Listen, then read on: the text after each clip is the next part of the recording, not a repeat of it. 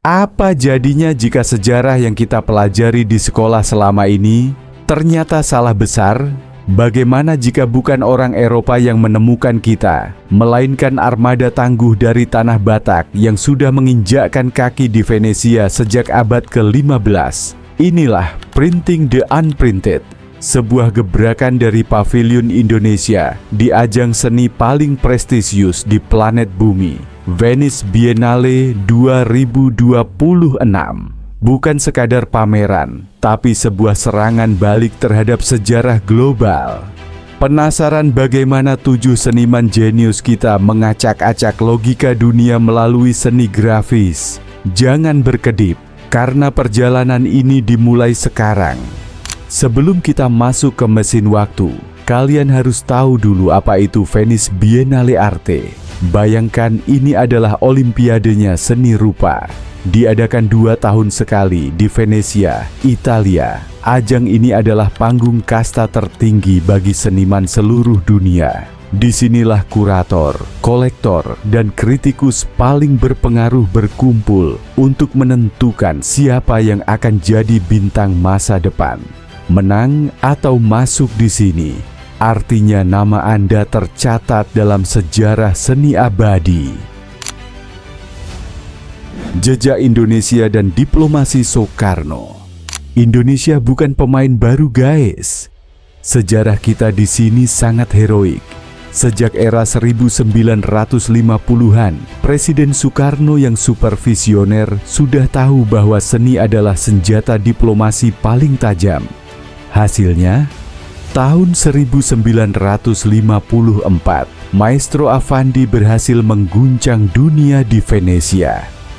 Kita adalah salah satu negara Asia pertama yang berani tampil di sana.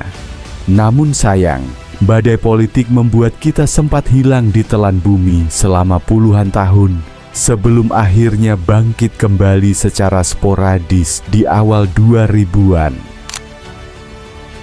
Kebangkitan 2013 dan kembalinya sang raksasa. Setelah vakum panjang, Indonesia kembali mengamuk pada 2013 dengan tema Sakti. Sejak saat itu kita mulai rutin menunjukkan taji. Dan sekarang setelah 6 tahun absen sejak pandemi 2020, Indonesia siap kembali menghuni Scuola Internazionale di Grafika pada tahun 2026. Dengan dukungan penuh Kemenbud dan Danantara, kita membawa narasi yang lebih berani. Printing the Unprinted, sebuah misi untuk mencetak apa yang selama ini tidak tercatat. The core concept, Printing the Unprinted. Apa sih maksudnya Printing the Unprinted? Ini bukan sekadar cetak-mencetak di atas kertas, sobat. Dikuratori oleh Aminuddin TH Siregar, Pavilion Indonesia membawa kita masuk ke dalam sudut pandang Datu Natolu Hamonangan. Dia adalah seorang arsiparis imajiner dari Harajaun Pusuk Buhit, Sumatera. Datu inilah yang mendokumentasikan pelayaran gila selama 14 tahun, dari 1472 sampai 1486. Bayangkan, sebuah manuskrip berisi 21 etsa yang selama berabad-abad terkubur sebagai misteri, kini dibuka lebar-lebar untuk dunia di Scuola Internazionale di Grafika Venesia. Kolaborasi 7 maestro lintas generasi. Nggak tanggung-tanggung, 7 pendekar seni diterjunkan. Ada nama legendaris Agus Suwage yang karyanya sudah mendunia, Syahrizal Pahlevi sang master grafis, hingga talenta hebat seperti Nurdian Iksan, R.E. Hartanto, Teresia Agustina Sitompul, Mariam Sofrina, dan Rusyan Yasin. Mereka bekerja sama, menyatukan visi dalam 8 babak epik untuk menceritakan bagaimana dunia melihat Indonesia dan bagaimana Indonesia melihat dunia pada masa lalu. Babak 1, Sumpah Sang Raja, Agus Suwage. Kisah pertama, Secret Authority and Diplomacy. Maestro Agus Suwage menghidupkan sosok Raja Uti Marbun Pusuk. Di depan batu megalitik Pusuk Buhit, sang raja bersumpah untuk membuktikan apakah dunia di balik cakrawala itu nyata. 14 tahun kemudian, ia kembali ke puncak gunung yang sama dengan sebuah pelajaran berharga bahwa Eropa pun adalah bagian dari dunia yang sama dengan kita, Banua Tonga. Lihat betapa magisnya 3 karya Etsa Suwage ini. Babak 2, Navigasi Sang Admiral, R.E. Hartanto. Pindah ke babak Sea Power. R.E. Hartanto memotret ketangguhan Admiral Mangaraja Laut Mangiring. Tahun 1472, ia memimpin navigator Batak, jurumudi Melayu, hingga astronom Persia menerjang angin monsun. Puncaknya, badai mengerikan di Selat Hormuz. Saat ia pulang, rambutnya sudah memutih, membawa pengetahuan bahwa laut bukanlah pemisah, melainkan jembatan yang menghubungkan dunia. Babak 3, Membalik Dunia, Shahrizal Pahlavi. Ini yang bikin dahi mengernyit. Sang navigator lewat tangan Shahrizal Pahlavi merancang ulang peta dunia berlandaskan astrolab Islam masa Abbasiyah. Hasilnya, peta dunia yang terbalik. Danau Toba jadi pusatnya, sementara Eropa cuma kelihatan kayak semenanjung kecil di pinggiran dunia. Sebuah inversion of the world map yang berani menantang ego sejarah barat. Babak 4, Eksperimen Sang Naturalis, Rusyan Yasin. Sisi sains muncul di babak Flora and Fauna. Rusyan Yasin menceritakan sang naturalis yang membawa spesimen kayu Andalas hingga ke Alpen. Ada cerita unik, bibit anggur yang dibawa dari Eropa gagal tumbuh di Khatulistiwa karena terlalu panas. Tapi apel berhasil dicangkok di dataran tinggi Batak dan jadi perkebunan buah baru. Bukti nyata pertukaran biologis sejak ratusan tahun lalu.